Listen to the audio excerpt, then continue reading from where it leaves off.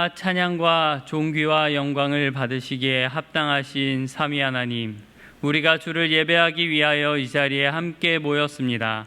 성령님, 우리 안에 충만하게 역사하여 주셔서 영과 진리로 드리는 참된 예배를 드리게 하여 주시오며, 예수 그리스도를 진심으로 의지하여 담대히 주님의 보좌 앞으로 나아갈 수 있도록 인도하여 주시옵소서. 하나님, 이 예배를 통하여 오직 하나님만 드러나시고 하나님만 영광받아 주시옵소서.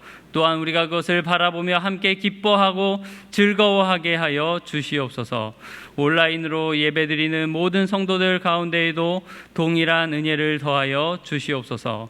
감사드리며 예수 그리스도의 이름으로 기도하옵나이다. 아멘.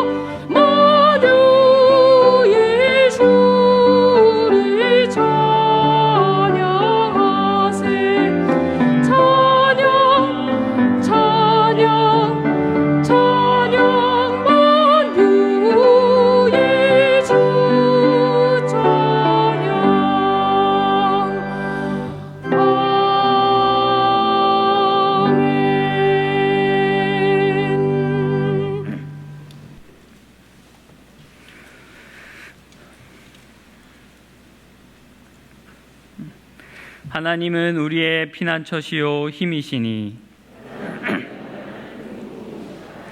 그러므로 땅이 변하든지 산이 흔들려 바다 가운데에 빠지든지 바닷물이 솟아나고 뛰놀든지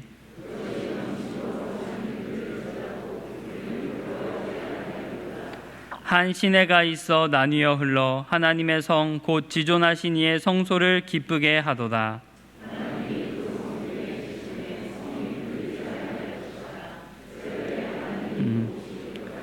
그가 땅끝까지 전쟁을 쉬게 하시며 이르시기를 너희는 가만히 있어 내가 하나님 됨을 알지어다.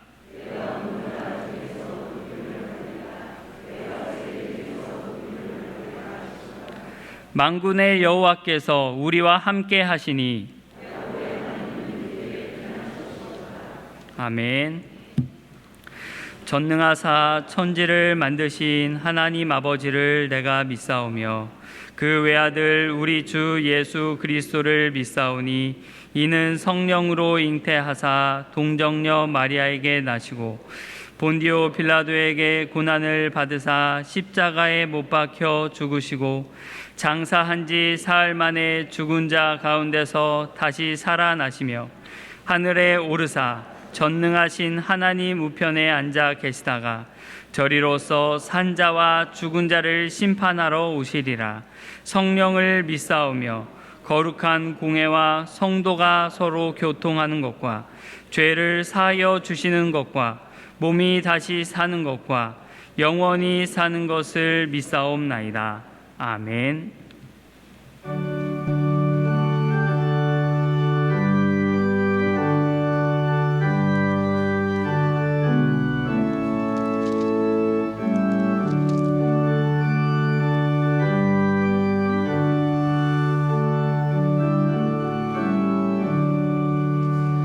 내 주 하나님 넓고 큰 은혜는 저 큰 바다보다 깊다. 나보다 주를 길러 깊은 데로 저 한가운데 가보라. 언덕을 떠나서 창파의 배 띄워 내 주 예수 은혜의 바다로 내 맘 번져가라. 왜 너 인생은 언제나 거기서 저 큰 바다 물결 보고 금이 모르는 깊은 바닷속을 한번 헤아려 보라. 언덕을 떠나서 창파의 배 띄워 내 주 예수 은혜의 바다로 내 맘 번져가라. 많은 사람이 얕은 물가에서 저 큰 바다 가려다가 찰싹거리는 작은 파도 보고 마음 약하여 못 가네. 언덕을 떠나서 창파의 배 띄워 내 주 예수 은혜의 바다로 내 맘 번져가라. 자곧 가거라 이제 곧 가거라 저 큰 은혜 바다 향해 자곧 내노를 저 깊은 데로 가라. 막막한 바다로 언덕을 떠나서 창파의 배 띄워 내 주 예수 은혜의 바다로 내 맘 번져가라.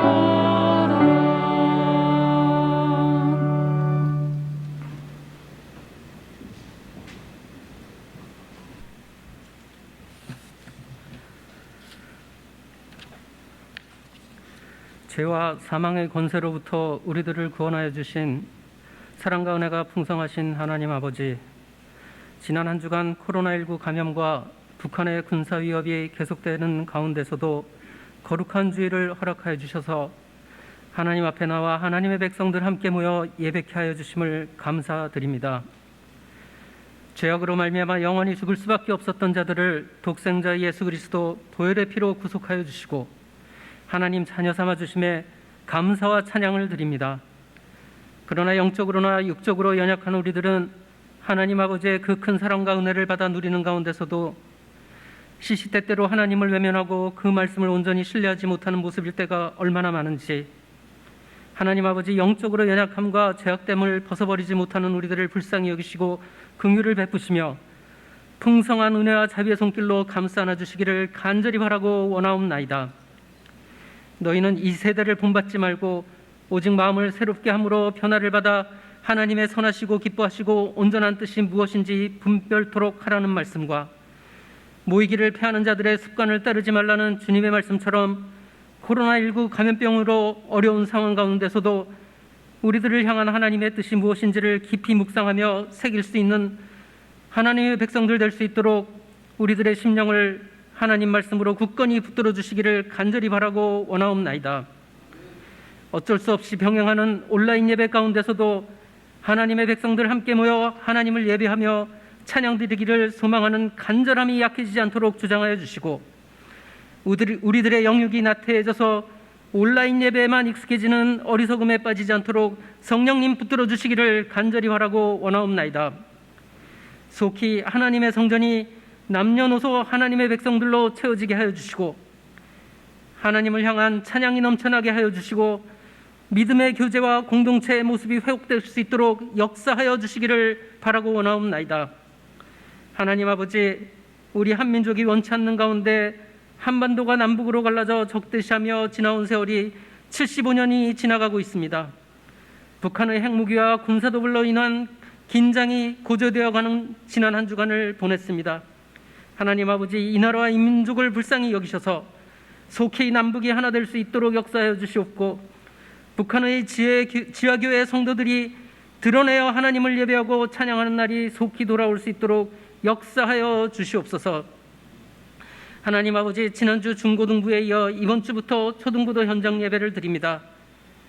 드리는 예배 가운데 임재하여 주시고 어린 영혼들의 심령을 말씀으로 붙들어 주시기를 바라고 원하옵나이다. 어린 영혼들의 심령을 주님의 말씀으로 채워주시고 주님 앞에 나오기를 기뻐하는 우리 교회 학교 어린 영혼들 되게 하여 주시옵소서.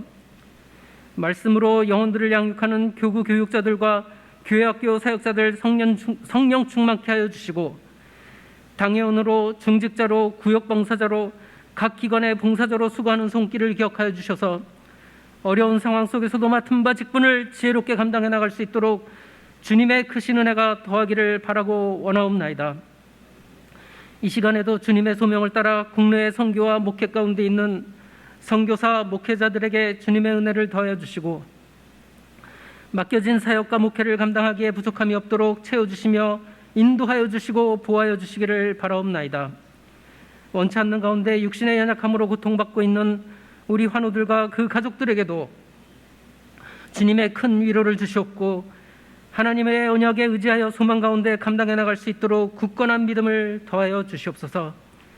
이 시간 강단에 세우신 이은수 담임 목사님 성령 충만케 하여 주시옵고 강단에서 말씀을 선포하실 때 성령님 그 입술을 주장하여 주시며 듣는 회중들에게는 듣는 귀를 열어주셔서 말씀의 큰 은혜를 누리게 하여 주시옵소서. 우리를 죄악 가운데 구원하여 주신 그리스도 예수 거룩하신 이름으로 기도드리옵나이다. 아멘.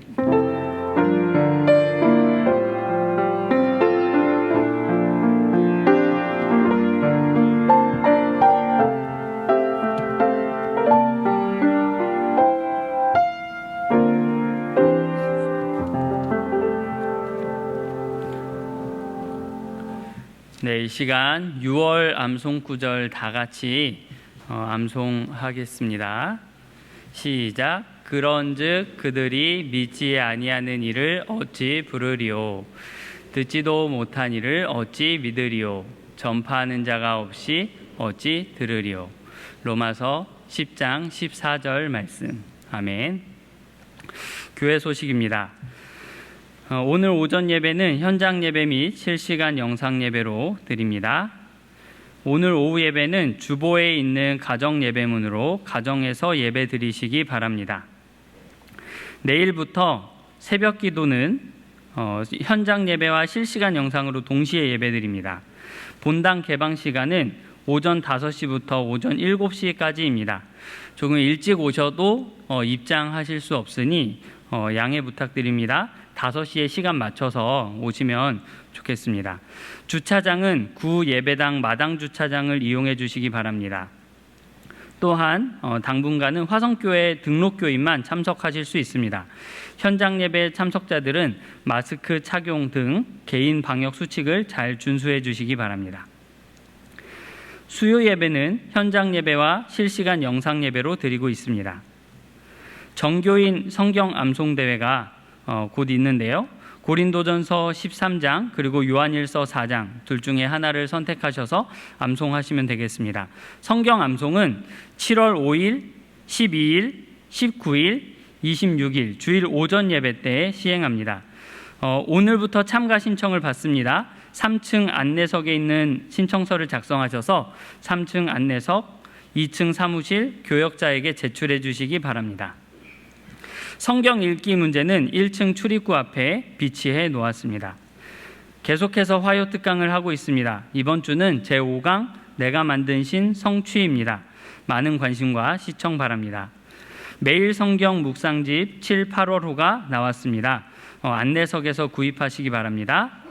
교회 조경 봉사하실 분을 모집합니다. 2층 사무실로 신청해 주시기 바랍니다. 주일 행사 안내입니다. 새가족 성경 공부 1은 모이지 않고 영상 강의를 듣는 것으로 대체합니다. 유튜브에서 화성교회 새가족 특강으로 검색하시면 됩니다. 교우 소식입니다. 313구역에 김갑동, 김정민 성도 가정에서 등남하셨습니다. 다른 기타 광고는 주보를 참고해 주시기 바랍니다.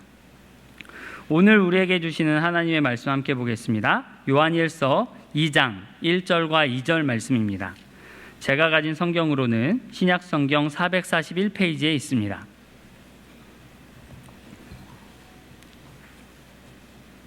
다 찾으신 줄 알고 제가 봉독하겠습니다.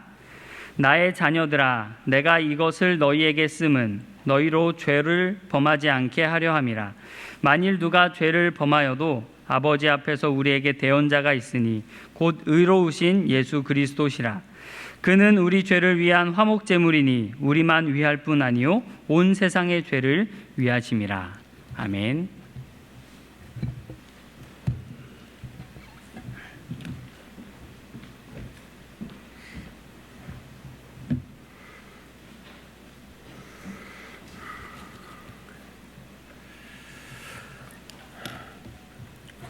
네, 우리 성도 여러분, 한 주간 동안 잘 지내셨습니까? 네, 우리 같이 인사 좀 나누실까요? 현장에 오신 분들은 앞뒤 좌우에 계신 분들과 목례로 인사하시고, 가정에서 온라인으로 들으시는 분은 스크린에 대고 같이 인사하십시다. 네, 반갑습니다. 잘 오셨습니다. 평안하시죠? 네. 오늘은 하나님의 마음이라는 제목으로 말씀을 전하겠습니다. 언젠가 인터넷 뉴스에 부모를 발로 차고 밟은 페류나를 용서한 70대 부부란 제목의 기사가 떠 있는 것을 보았습니다. 70대 노부모를 상습적으로 폭행한 50대 페류나가 자식의 선처를 바라는 부모의 탄원으로 철창 신세를 면하게 되었다는 내용이었습니다. 담당 판사는 원래 부모를 폭행한 죄가 크고 그 죄의 질이 불량해서 징역형을 선고하려고 했는데, 아무리 페루나라도 자식의 철창신세 지는 모습을 어떻게 보겠습니까? 하는 이 노부부의 간절한 탄원에 집행유예를 선고했다고 합니다. 자기 배 아파서나 애지중지 키운 자식에게 발길로 차이고 밟히는 그 엄청난 충격과 수모를 당하고서도 아무리 페루나지만 어떻게 자식의 철장신세 지는 걸 보겠습니까? 하는 그 노부부의 간절한 탄원, 이것이 바로 부모의 마음 아니겠습니까? 이런 부모의 마음을 과연 자식들이 얼마나 이해하고 있을까요? 아마도 앞으로 자신이 결혼해서 자기와 똑같은 자식을 키워보기 전까지는 절대로 부모의 마음을 알지도 이해하지도 못할 겁니다. 그런데 정말 자기와 똑같은 자식을 낳아 키워가면서 우리 부모님 심정이 이러셨겠구나 하는 것을 알게 된다면 모르긴 몰라도 앞으로 부모님을 대하는 그 사람의 마음 자세와 태도는 달라지지 않겠습니까? 그래서 부모님께 제대로 효도하기 위해서는요, 무엇보다도 부모님의 마음을 이해하는 것이 참으로 중요합니다. 그렇지 않으면 기껏 효도한답시고 가뜩이나 치아가 죄다 빠지고 몇 개 안 남아 불편하신 부모님께 이거 울릉도에서 사온 특산품인데 맛있어요 하면서 울릉도 호박엿과 마른 오징어를 한아름 안겨드리는 그런 실수를 범하게 될 겁니다. 여러분, 우리 신앙생활도 마찬가지라고 생각해요. 우리가 신앙생활을 제대로 하기 위해서는 우리의 신앙의 대상이신 하나님을 아는 것, 특히 우리를 향한 하나님의 마음을 아는 것이 가장 중요합니다. 그렇지 않으면 신앙생활을 열심히 하기는 하는데 엉뚱한 곳에다 열심을 쏟을 수 있기 때문에 그렇습니다. 자, 그러면 우리를 향한 하나님의 마음은 과연 어떤 것입니까? 오늘 본문에서는 우리를 향한 하나님의 마음 두 가지를 우리에게 보여줍니다. 첫째는 너희가 죄를 범하지 않기를 바란다는 마음입니다. 1절 상반절에서 이렇게 말씀해요. 나의 자녀들아, 내가 이것을 너희에게 쓰면 너희로 죄를 범하지 않게 하려 함이라. 이것은 사도 요한이 한 말입니다. 그러나 정확히 말하면 하나님께서 사도 요한의 입을 빌어 하신 말씀입니다. 하나님께서는 우리가 죄를 범하지 않게 하기 위해서 이 말씀을 하신다는 것입니다. 자, 그러면 여기서 말씀하는 이것은 무엇을 가리키는 것일까요? 물론 요한일서 말씀 전체를 가리킨다고 볼 수도 있습니다. 그러나 좀 더 직접적으로는 바로 앞에 1장에서 하신 말씀을 가리킵니다. 사도 요한은 자신이 이 서신을 쓴 목적을 1장 3절에서 이렇게 말한 바 있습니다. 우리 같이 읽어볼까요? 우리가 보고 들은 바를 너희에게도 전함은 너희로 우리와 사귐이 있게 하려 함이니 우리의 사귐은 아버지와 그의 아들 예수 그리스도와 함께하는 사귐이라. 이 서신을 쓰는 목적이 뭐라고요? 우리와 사귐이 있게 하려고. 즉 사도 요한을 비롯한 우리 성도의 교제를 위해서라고 말씀합니다. 그런데 그 교제는 특별히 하나님 아버지와 그 아들 예수 그리스도와 함께하는 교제라고 이야기합니다. 우리 교회를 비롯한 대부분의 교회들은요, 교회의 목적을 5가지로 설정해 놓고 그 목적을 이루기 위해서 힘쓰고 있습니다. 그 5가지 목적이 뭡니까? 예배, 교육, 선교, 봉사, 교제입니다. 이 중 성도의 교제는요, 우리 신앙생활에서 매우 중요한 활력소가 됩니다. 방금 교회의 목적 5가지를 말씀드렸는데요, 사실 성도의 교제는 다른 4가지, 즉 예배, 교육, 선교, 봉사라는 이 4가지 목적에 온전히 효과적으로 도달할 수 있게 해주는 디딤돌 역할을 합니다. 예를 들어 설명한다면요, 코로나19로 인해서 사회의 많은 부분에서 아주 급격한 변화가 일어났죠. 그 중에 하나가 비대면, 비접촉 활동입니다. 직장만 보더라도 회사로 출근하지 않고 재택근무하면서 온라인으로 업무를 처리하도록 하는 그런 회사들이 급격히 늘었어요. 학교는 어떻습니까? 초등학교부터 대학교까지 모든 학교가 집에서 온라인 수업을 듣도록 하는 전무후무한 일을 우리가 경험하고 있지 않습니까? 이런 변화는 교회도 예외가 아니죠. 수많은 교회들이 한동안 교회에서의 현장 예배를 못 드리고 가정에서 온라인 예배를 드려야 했습니다. 지금도 우리 교회처럼 교회에서의 현장 예배와 가정에서의 온라인 예배를 병행하는 교회들이 많습니다. 사실 인터넷이 발달하면서 코로나19 이전부터도 집에서 혼자서 온라인 예배를 드리는 것이 얼마든지 가능했어요. 실제로 그런 예배를 도와주는 사이버 철치들도 많이 있고요. 그곳에서는요, 유명한 목사님들의 설교를 골라서 들을 수도 있고 훌륭한 성가대의 그 찬양들을 들을 수 있습니다. 헌금은 온라인 계좌번호로 송금하면 돼요. 집에서 편안히 소파에 앉아서 아니면 침대에 누워서 입맛에 맞는 사이버 철치를 골라서 예배드리니 얼마나 편리합니까? 그러나 그 예배에 결정적으로 결여되어 있는 것이 있어요. 그것은 바로 성도의 교제죠. 예배는 단순히 하나님과 나 사이의 1대1의 인터랙션이 아닙니다. 예배는 예수 그리스도의 구속의 은혜를 받은 성도들이 함께 하나님 앞에 나아가 하나님을 만나고 그분을 경배하는 하나님과 신앙 공동체 사이의 인터랙션입니다. 이 말은 우리가 혼자서는 개인적으로 하나님을 예배할 수 없다는 의미가 아닙니다. 우리가 혼자서도 얼마든지 예배할 수 있어요. 그러나 성경에서 가장 완전한 예배는 언제나 하나님과 신앙 공동체 사이의 인터랙션으로 묘사되고 있다는 사실을 기억할 필요가 있습니다. 요한계시록 4장에서 7장까지 보면 나중에 우리가 천국에서 드리게 될 그 완전한 예배에 대해서 말씀하고 있는데요. 거기에 보면 이런 말씀을 합니다. 7장 9절 10절에 보면요. 이 일 후에 내가 보니 각 나라와 족속과 백성과 방언에서 아무도 능히 셀 수 없는 큰 무리가 나와 흰옷을 입고 손에 종려가지를 들고 보좌 앞과 어린 양 앞에 서서 큰 소리로 외쳐 이르되 구원하심이 보좌에 앉으신 우리 하나님과 어린 양에게 있도다 하니. 나라가 달라요.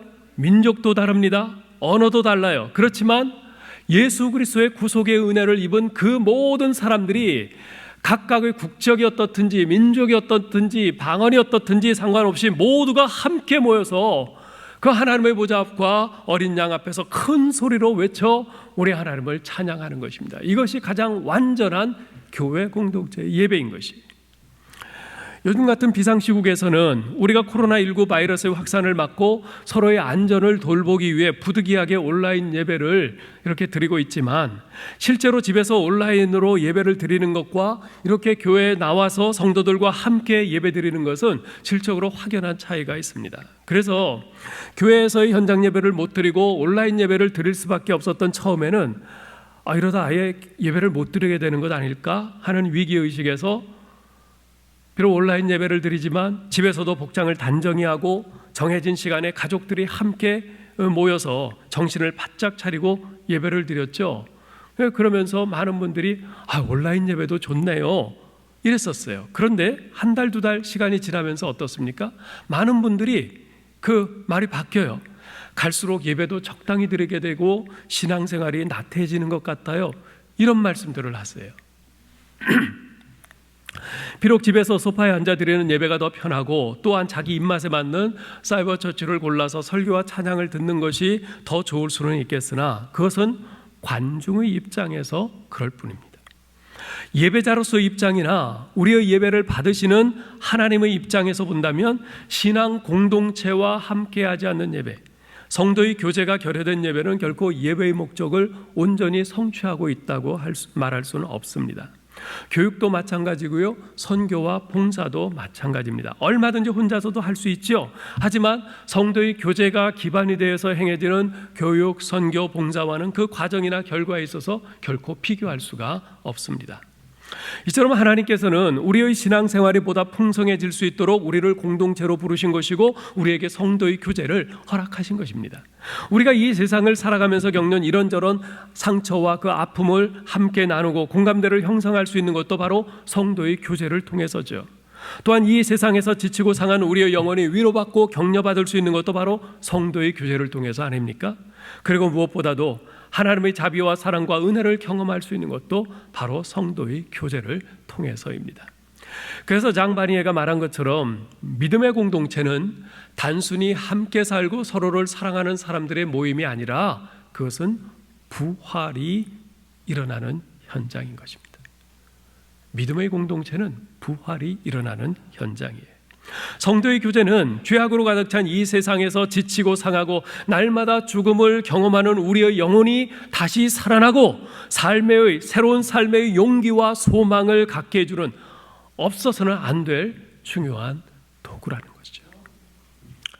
그런데 이렇듯 중요한 성도의 교제가 진정 우리를 살리는 생명력 있는 교제가 되기 위해서는 반드시 필요한 것이 있습니다. 그것은 우리들끼리만의 교제가 아닌 하나님 아버지와 그 아들 예수 그리스도와 함께하는 교제가 되어야 한다는 것입니다. 교회에 함께 모여서 밥 먹고 대화를 나누고 활동을 같이 한다고 해서 다 성도의 교제가 아닙니다. 하나님 아버지와 예수 그리스도 그분들과 함께하는 교제가 아니라면 아무리 우리가 교회 안에서 많은 시간을 함께 보내고 함께 이런저런 활동을 한다 해도 그것은 진정한 성도의 교제라 할 수가 없습니다. 자, 그러면 우리 하나님 아버지와 예수 그리스도 그분들과 함께하는 진정한 성도의 교제는 어떻게 할 수 있을까요? 1장 5절로 7절에서 이렇게 말씀합니다. 우리 같이 읽어볼까요? 하나님은 빛이시라. 그에게는 어둠이 조금도 없으시니라. 만일 우리가 하나님과 사귐이 있다 하고 어둠에 행하면 거짓말을 하고 진리를 행하지 아니함이거니와 그가 빛 가운데 계신 것 같이 우리도 빛 가운데 행하면 우리가 서로 사귐이 있고 그 아들 예수의 피가 우리를 모든 죄에서 깨끗하게 하실 것이요. 하나님은 뭐라고요? 빛이시라고 했어요. 하나님은 빛이시니 그분과 사귐이 있으려면 우리가 빛 가운데로 행해야 한다고 말씀합니다. 자, 그럼 빛 가운데 행한다는 말의 의미가 뭡니까? 죄를 멀리 한다는 뜻입니다. 죄는 어두움이거든요. 그 죄악된 삶에서 돌아선다는 뜻입니다. 하나님께서는 우리가 죄를 멀리하고 죄악된 삶에서 돌아섬으로써 하나님과 우리 사이에 진정한 사귐이 있기를 간절히 바라십니다. 이것이 바로 우리를 향한 하나님의 마음이세요. 우리가 죄에서 멀리하기를, 죄악된 삶에서 돌아서기를 바라는 것, 이게 하나님의 마음이세요. 이전에 제가 미국에서 목회할 때 참 재밌는 경험을 한 적이 있어요. 어느 주일에 한 형제가 저희 교회에 새 가족으로 등록을 했는데 예배 후에 새 가족 면담을 하면서 어떻게 이곳에 오시게 됐어요? 물었더니 꿈 이야기를 하는 거예요. 그 형제가 필라델피아에서 공부를 마치고 제가 있는 피츠버그로 짭을 잡아 오기 전에 꿈을 꾸었는데 꿈속에서 오바마 대통령이 짜장면을 먹고 있더라는 거예요. 그런데 짜장면을 다 먹은 오바마 대통령이 나가면서 다른 테이블에서 짜장면을 먹고 있던 그 형제의 짜장면 값을 대신 내주고 나가더라는 거예요. 근데 그 꿈을 꾸고 난 다음에 피츠버그에 있는 대학에 잡이 되어서 오게 되었다는 거예요. 그래서 제가 그랬죠. 우리 한국에서는 좋은 일이 일어나려면 돼지 꿈을 꾼다고 하는데 여기 미국이라서 그런지 오바마 대통령 꿈을 꾸네요. 그랬어요. 여러분 보셔요. 우리가 사회적으로 높은 위치에 있는 사람이나 유명한 사람과 그런 친분 관계가 있으면 그것을 대단히 아주 높게 생각하죠. 대단한 것으로 생각을 해요. 심지어는 쿠바에서라도 대통령이 나타났다고 하면 범상치 않게 여깁니다. 어떻게든 그런 사람과 사귐을 갖고 싶어하고 친분을 만들려고 합니다. 그래서 그런 사람들과 만나서 교제할 수 있다고 하면은 없는 돈에 비싼 양복도 사서 입는 것도 마다하지 않을 겁니다. 대통령이 나를 초청했다고 할 때 그럼 어떻게 해요? 그때 이제 지침이 내려오겠죠. 대통령과 만날 때 드레스 코드는 이렇게 저렇게 해야 하고 몸가짐은 어떻게 해야 하고 대화할 때는 예를 지켜서 이런저런 태도로 해야 합니다. 뭐 비서들이 말하겠죠. 그러면 기꺼이 그렇게 하려고 할 겁니다. 그런데 우리는 과연 그러한 사람들과는 비교도 할 수 없으신 우리 여호와 하나님, 온 우주의 창조자이시며 주인이신 엘로힘의 하나님, 모든 것을 있다가도 없게 하시고 없다가도 있게 하시는 엘샤다이 전능하신 하나님, 우리의 머리카락 하나까지도 다 세심받으시며 졸지도 않고 주무시도 않으시면서 우리를 세밀히 살피고 돌보시는 자비로우신 우리 여호와 하나님, 그분과의 사귐을 위해서 우리는 과연 무엇을 준비하고 있는가? 하나님께서는 우리의 사귐을 위해서 딱 하나 요구하세요. 나 여호와 하나님은 빛이니 너희도 빛 가운데 행하라. 죄를 멀리하거라. 죄와 싸우거라. 이거 하나 딱 요구하세요. 이것이 우리와의 사귐을 간절히 원하시는 하나님의 마음입니다. 하나님께서 우리에게 원하시는 두 번째, 우리를 향하신 두 번째 마음이 있어요. 그것은 내 뒤로 숨거라 하시는 것이. 내 뒤에 숨거라. 제가 부모의 입장이 되어 보니까 자식을 볼 때 늘 마음이 조마조마해요. 다 커서 결혼하고 가정을 이루었음에도 불구하고 여전히 그렇습니다. 이 아이가 혹시 잘못 행하는 것은 없을까? 혹시 잘못되지 않을까? 혹시 실수하지 않을까? 혹시 실패와 좌절에 직면할 때 극복하지 못하고 주저앉으면 어떨까? 상처와 아픔을 어떻게 견디고 다시 일어날까? 혼자서 이런 생각 저런 상상 다 해보곤 합니다. 만일 아이가 이런 어려움에 직면한다면 내가 이렇게 격려해 줘야지. 만일 아이가 무사람들로부터 비난을 당하게 된다면 내 몸으로 그 비난의 화살을 막아줘야지. 아마 이 자리에 계신 부모 되신 모든 분들의 마음도 동일할 겁니다. 우리 하나님께서도 똑같은 마음을 가지고 계세요. 하나님께서는 자녀된 우리들이 죄를 범하지 않고 빛 가운데 행하기를 간절히 소원하세요. 그래서 하나님 아버지와 우리 사이에 깊은 사귐이 있기를 원하시죠. 그런데 하나님께서는 이 세상의 악함을 잘 알고 계십니다. 또한 우리의 연약함도 너무나 잘 알고 계세요. 그래서 우리가 죄를 범하지 않고 빛 가운데로 행하겠노라 결심하지만 이 악한 세상 가운데서 넘어지고 쓰러질 수밖에 없다는 사실도 잘 알고 계십니다. 자, 그렇다면 우리가 그렇게 죄 가운데 넘어진다면 하나님께서는 어떻게 하시겠다고 말씀하십니까? 1절 하반절 보세요. 만일 누가 죄를 범하여도 하나님 앞에서 우리에게 대언자가 있으니 곧 의로우신 예수 그리스도시라. 하나님께서 우리 앞에 변호사를 내세워 주시겠다고 하세요. 변호사를 내세워 주시겠다고 하세요. 그 변호사가 누구십니까? 예수 그리스도세요. 얼마나 든든한지요. 사실 요즘 보면요, 변호사만 잘 쓰면 유죄가 무죄가 되는 그런 경우들이 많습니다. 오죽하면 유전무죄, 무전유죄라는 말이 나왔겠어요. 오래전 미국 전역을 떠들게 했던 그 오제이 심슨 사건이란 그 살인 사건이 있었습니다. 유명한 흑인 풋볼 선수였던 오제이 심슨이 자기의 백인 아내인 니콜 심슨을 살해하고 도망하다가 고속도로에서 막 추격전을 펼친 그때 경찰이 잡은 그 사건이에요. 그 모든 정황들을 볼 때 그냥 직접 죽이는 것만 못 봤다 뿐이지 다른 모든 정황을 볼 때 이 오제이 심슨이 그 아내를 죽인 것이 명확했어요. 그런데 이 사람이 돈이 많거든요. 풋볼 선수에서 돈이 굉장히 많아요. 그런 형사소송에 관한 최고라고 일컬어지는 변호인단을 선임했습니다. 그리고 그 변호인단은 이 문제를, 이 사건을 흑백 인종 문제로 몰고 갔어요. 흑인 남편인 오제이 심슨과 백인 아내인 니콜 심슨, 이 둘 사이에 흑백 갈등으로 이렇게 몰아간 거예요. 사건의 본질을 흐리게 만든 거죠. 요즘도 미국에서 이 흑백 인종 문제로 인한 그 갈등과 폭동이 일어나고 있습니다만 미국은 흑백 인종 문제만 나오면 한없이 약해지는 나라입니다. 오랜 세월 흑인들을 노예로 착취한 그 원죄가 있기 때문에 그렇죠. 결국 그 사건이 어떻게 종결이 됐냐 하면 모든 분명한 정황 증거에도 불구하고 이 오제인 심슨이 아내를 살해한 그 형사 사건에 대해서는 무죄로 판결이 났어요. 단지 민사적으로만 유죄라는 아주 기괴한 판결이 나왔습니다. 그때 많은 사람들이 그런 얘기를 했어요. 역시 변호사를 잘 써야 돼. 변호사를 잘 써야 돼. 좋은 변호사들 많은 돈 들여서 변호사를 썼더니 이렇게 무죄가 되잖아. 그런 거예요. 네, 맞습니다. 변호사를 잘 써야 돼요. 자, 그런데 변호사를 잘 쓴다는 말의 의미가 무엇입니까? 무조건 무죄 판결만 받게 해주면 변호사를 잘 쓴 겁니까? 이 오제이 심슨 경우처럼 명백한 살인범을 살인범이 아니다라는 판결을 받게만 해주면 좋은 변호사입니까?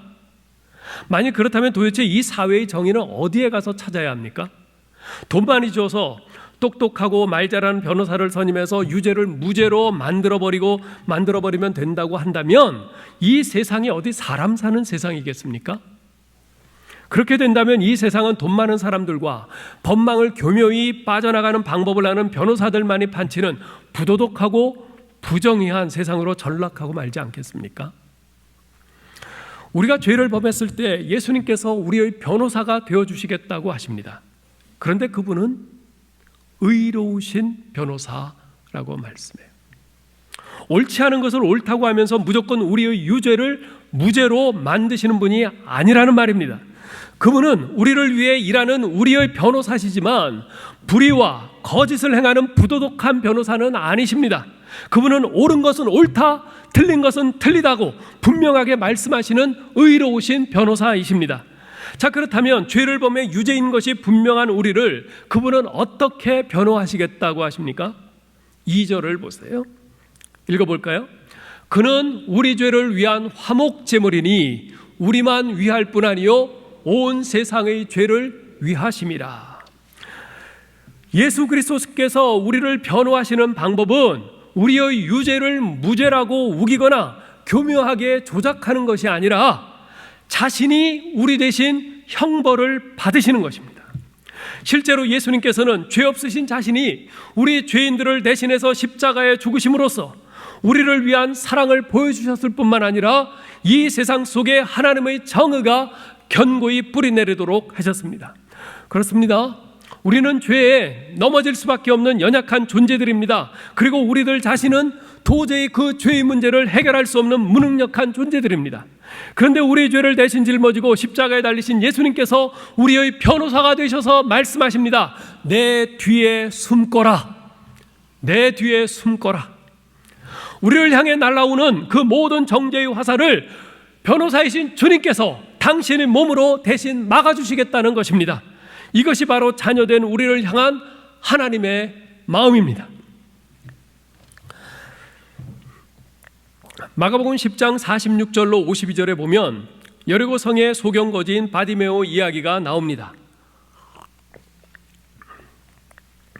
여리고 성은 여호수아 이래로 저주받은 성읍의 대명사였습니다. 여호수아 당시 하나님께서는 당신께서 무너뜨리신 그 여리고 성을 다시는 세우지 말라, 재건하지 말라 명하셨어요. 만일 그것을 다시 세우면 그 기초를 세울 때 장자를 잃을 것이고 문짝을 달 때 막내 아들을 잃을 것이라 저주하셨습니다. 그럼에도 불구하고 북이스라엘 아방 때에 베델 사람 히엘이 여리고 성을 건축했죠. 그런데 저주하신 대로 기초를 세울 때 그 히엘의 첫아들 아비람이 죽었고요, 성문을 달 때 막내 아들 수굽을 잃었습니다. 그야말로 여리고 성은 대대로 저주받은 성읍이었습니다. 따라서 그 여리고 성읍에 사는 사람들은 어쩌면 예루살렘 등 여타의 성읍에 사는 사람들에게 열등감을 느끼고 있었을지 모릅니다. 우리는 이 저주받은 성에 사는 사람들이야. 자, 그런데 그 저주받은 성읍 여리고에서 예수님께서 두 사람을 만나신 것이 복음서에 나옵니다. 한 사람은 소경에다 거지인 바디메오요, 다른 한 사람은 모든 유대인들에게 손가락질 받는 세리장 삭개오였어요. 그들은 사는 곳도 신분 배경도 무엇 하나 내세울 것 없는 그야말로 루저 중에 루저들이었습니다. 다른 모든 사람들에게 외면당하고 무시당하는 이 세상의 루저들이었어요. 이 세상의 관점에서 보면 실패자요 낙오자들이었습니다. 그러나 이 세상의 루저인 그들에게 예수님께서 찾아오셔서 만나 주셨습니다. 주님께서는 바디메오의 연약함을 자신이 대신 감당하셨고 삭개오의 죄악을 자신이 대신 짊어지셨습니다. 그들을 향한 무사람들의 비웃음과 손가락질과 비난과 정죄를 주님께서 자신의 몸으로 막아주셨습니다. 그렇게 그들은 주님 뒤에 숨기만 하면 됐습니다. 그런데 그로 인해 그들의 운명은 완전히 바뀌었죠. 그들에게 임한 하나님의 은혜가 더 이상 그들을 이 세상의 루저로서가 아닌 영광스러운 천국 백성으로서 새 삶을 살아갈 수 있도록 변화시켰습니다. 그래서 바디메오는 다시 보게 되었을 때 예수님께서 가거라 말씀하셨음에도 불구하고 그때부터 예수님을 따르기 시작했어요. 또한 삭개오는 그때까지 자신의 주인이요 자존심이자 생명과도 같았던 그 재물의 절반을 가난한 사람들에게 나눠주고 자신이 이제까지 부당하게 거두었던 세금을 4배나 갚아 돌려주겠다고 선언했습니다. 사랑하는 성도 여러분, 여러분을 향해 가지고 계신 하나님의 마음이 어떤 것인지 이제 아시겠습니까? 하나님께서는 어떻게 해서든지 우리가 죄 가운데 있지 않고 죄를 멀리하고 빛 가운데 행함으로써 하나님과 그리고 또한 성도들과 깊은 교제 가운데 복된 삶을 살아가게 되기를 소원하십니다. 그리고 우리가 죄 가운데 무너지고 쓰러질 때마다 의로운 대언자이신 주님께서 우리의 변호사가 되어서 우리를 향해 날아오는 그 모든 비난과 정죄의 화살들을 막아주시겠다고 약속하십니다. 이번 코로나19로 인해서 지난 4월 첫 주일에 예정되어 있던 성찬식을 거행하지 못했습니다. 2주 후인 7월 첫 주일에도 성찬식이 예정되어 있습니다만 지금 상황에서 어떻게 하는 것이 좋을지 계속 기도하고 있습니다. 아니, 성찬식을 하게 되면 하는 거고 못하게 되면 못하는 거지 그걸 갖고 뭘 그렇게 고민하나 그러실 분이 혹시 있을지 모르겠는데요. 성찬식은 우리가 그렇게 가볍게 생각할 수 없는 우리 기독교에서 대단히 중요한 예식입니다. 성경 암송대회나 우리가 정교인 체육대회나 수양회나 여타의 다른 행사들과는 전혀 성격이 다릅니다. 지난 목요일 큐티 본문인 고린도전서 12장 23절로 29절은 이 성만찬의 의미에 대해서 우리에게 분명히 가르쳐주고 있는데요. 이 성만찬은 오늘 우리가 살펴본 하나님의 마음을 분명하게 보여주는 아주 중요한 상징적인 예식입니다. 성만찬에서 우리가 떡을 나누죠. 그 떡이 무엇을 상징합니까? 우리 죄를 대신 막아주시느라 십자가에 달려 찢기신 우리 주님의 몸을 상징합니다. 또한 포도주는 우리의 죄값을 대신 치르기 위해서 십자가 위에서 마지막 생명을 다하는 그 순간까지 흘려주신 우리 주님의 보혈을 상징합니다. 그래서 그 떡과 포도주는 곧 우리를 사랑하시고 위하시는 하나님의 마음을 표현하는 겁니다. 우리는 그 떡과 포도주를 마시면서 우리 주님과의 깊은 영적인 교제에 들어갑니다. 여러분, 생사를 넘나드는 그 전장에서 함께한 전우와의 관계만큼 깊은 교제는 없죠. 마찬가지입니다. 우리가 주님의 몸과 피를 상징하는 떡과 포도주를 먹고 마신다고 하는 것은 그분과 생명을 공유한다는 의미입니다. 주님께서 날 위해 대신 죽으신 것처럼 이제부터 나도 주님을 위해 살겠다는 결단인 것입니다. 그래서 주님께서 그토록 싫어하시는 죄를 나도 싫어하고, 그래서 나의 남은 인생을 죄와의 전쟁을 선포하며 피 흘리기까지 싸우며 살겠다는 결단인 것입니다. 이제 말씀을 맺겠습니다. 얼마 전에 제가 건너 아는 분이 목욕탕에 갔다가 심장마비로 돌아가셨다는 소식을 들었어요. 그분은 돈이 꽤 많은 분이었어요. 강남의 최고급 아파트인 타워팰리스에 살고 있었고, 그리고 빌딩도 강남의 요지에 빌딩도 하나 있어서 5명의 자녀들에게 한 층씩을, 그 빌딩 한 층씩을 전부 유산으로 나누어 주었어요. 그런데 그분 시신을 화장을 했는데, 화장을 하고 나니까 임플란트한 치아들이 고스란히 남았다는 거예요. 5개 치아가. 그분은 매우 건강해서 본인이 100세까지 너끈히 살 것으로 생각하고 무려 5천만 원을 들여서 돌아가시기 얼마 전에 최고로 좋은 타이타늄으로 임플란트를 했는데, 시신을 화장하고 나니까 그 임플란트한 타이타늄 치아 5개만 고스란히 남은 거죠. 그 이야기를 들으면서 우리 인생이 그렇구나 하는 생각이 들었어요. 아마도 그 타이타늄 그 임플란트를 할 때 주위에 여러 사람들 또 치과 의사들의 그 이야기를 들었겠죠. 이 타이타늄으로 임플란트하면 100세까지 끄떡없습니다. 그 이야기를 들었겠죠. 그래서 저거다 생각하고 많은 돈을 들여서 그렇게 했겠죠. 그런데 우리의 인생은 어떻습니까? 사랑하는 성도 여러분, 우리 인생을 진정 복되게 하는 것이 무엇일까요? 세상에서 들려오는 이런저런 말들, 생각들, 세상의 판단, 그것이 중요한 것이 아닙니다. 나를 향해 말씀하시는 하나님의 말씀이 중요한 것입니다. 왜냐하면 그 말씀 안에는 나를 향한 하나님의 마음이 담겨 있기 때문입니다. 세상의 이런저런 말들이나 생각이나 판단은 한시적일 뿐이에요. 그러나 하나님의 말씀과 그 안에 담겨 있는 하나님의 마음은 아무리 세월이 지나도 변하지 않고 영원합니다. 아무쪼록 오늘 말씀을 마음 깊이 간직하시기 바랍니다. 내 뒤에 숨거라, 내 뒤에 숨거라 말씀하시며, 날 위해 대신 십자가에서 죽으신 우리 주 예수 그리스도와 또한 그분을 보내주신 하나님 아버지의 마음을 깊이 생각하시기 바랍니다. 또한 너희가 죄를 범하지 않기를 바란다. 날마다 매 순간마다 죄와 싸우며 삶으로 빛 가운데 행하기를 바란다 말씀하시는 하나님 아버지의 마음을 여러분 마음속에 담으시기 바랍니다. 그래서 우리 구주 예수 그리스도와 및 하나님 아버지와의 깊은 영적인 교제를 날마다 매 순간마다 경험하며 복된 삶을 살아가는 저와 여러분 될 수 있기를 주님의 이름으로 축원합니다. 하나님 은혜를 감사합니다. 하나님, 주님께서 정말 저희들을 너무나 사랑하시고 저희들과 끊임없는 깊은 교제를 원하신다는 이 사실을 다시 한번 말씀을 통해 듣고 확인하게 되니 더더욱 감사합니다.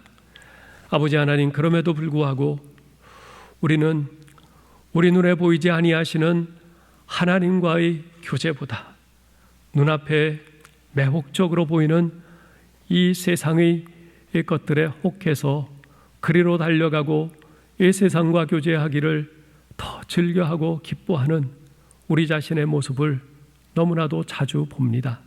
주여, 저희를 불쌍히 여기시고 저희를 용서해 주시옵소서. 아버지여, 저희가 오늘 말씀을 들었사오니 다시 한번 우리 하나님과의 그 깊은 교제 속에 들어가 진정한 우리 인생의 참된 복을 우리가 누리고 경험하기를 간절히 소원합니다. 그러기 위해서 정말 우리에게 말씀하시는 그 말씀을 듣고 그 말씀 속에 담긴 우리 하나님의 그 마음을 잘 깨달아 알고 그 마음을 붙잡기를 간절히 원합니다. 내 뒤에 숨거라, 내 뒤에 숨거라 말씀하시며 우리가 받을 그 모든 정죄를 대신 받으시고 막아주시는 우리 주님의 그 마음을 아버지 우리가 붙잡게 하여 주시옵소서. 죄를 멀리하고 죄와 싸우거라, 그래서 빛된 나 여호와 하나님 안에 거하거라 말씀하시는 우리 하나님의 그 마음을 우리가 붙잡고 빛 가운데로 행하기를 간절히 원합니다. 아버지여, 저희가 이렇게 결심하지만 이 교회 문 밖을 나서면서 또다시 언제 어떻게 쉽게 넘어질지 모르는 연약한 저희들입니다. 성령님, 저희를 불쌍히 여기시고 저희를 긍휼히 여기시고 저희에게 다가오시고 저희에게 말씀해 주시옵소서. 저희에게 이 말씀이 계속 생각나게 하여 주시옵소서. 우리 하나님의 마음이 계속 우리에게 생각나게 하시고 우리가 주님의 그 마음을 굳은 믿음으로 붙잡을 수 있게 도와주시옵소서. 그리고 주님의 그 마음을 따라서 우리가 행할 수 있도록 성령님 저희를 도우시고 인도해 주시고 능력으로 저희와 함께해 주시옵소서. 그래서 저희가 날마다 매 순간마다 주님과 더 깊은 교제 가운데 들어가 정말 우리가 주 예수 그리스도 안에서 사는 참되고 복된 인생을 우리가 누리게 하여 주시옵소서. 예수 그리스도의 이름으로 기도하옵나이다. 아멘.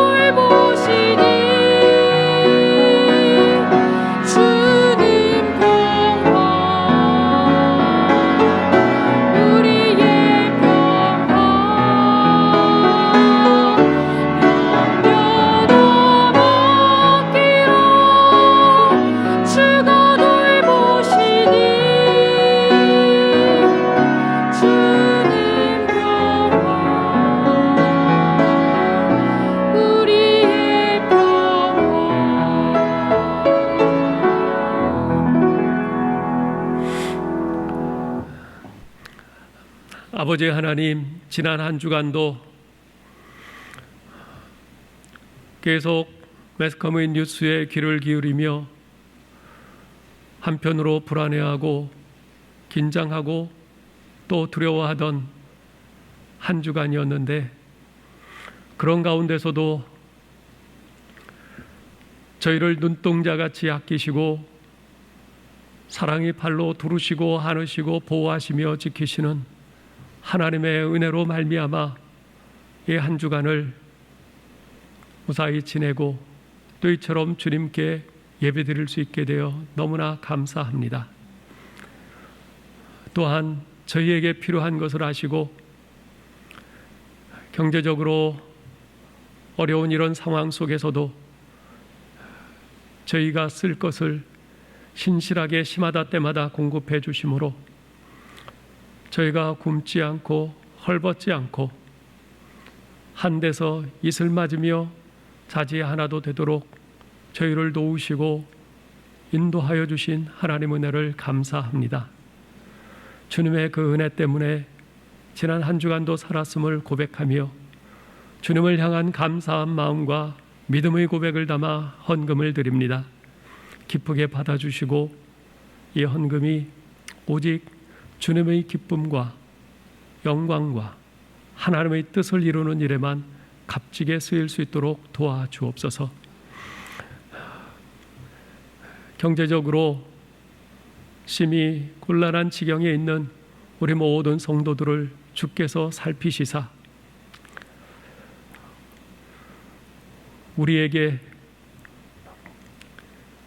한없는 은혜로 일용할 양식을 허락하시는 우리 하나님을 믿음으로 바라보면서 주님을 더 의지하고 주님께 호소하고 간구하며 나아가는 우리 모든 성도들 되게 하여 주시옵소서. 지금은 우리 주 예수 그리스도의 은혜와 하나님 아버지의 극진하신 사랑하심과 성령님의 교통하심이 내 뒤에 숨거라, 죄를 멀리하고 죄와 싸우며 빛 가운데 행하거라 말씀하시는 우리 하나님의 마음을 잘 알고 그 마음을 내 마음 중심에 담으며 결단하며 순종하며 행함으로 빛 되신 우리 하나님과 더 깊은 교제를 날마다 매 순간마다 경험하며 나아가기를 소원하는 사랑하는 주님의 모든 백성들 머리 위에 이제로부터 영원까지 함께 하실지어다. 아멘.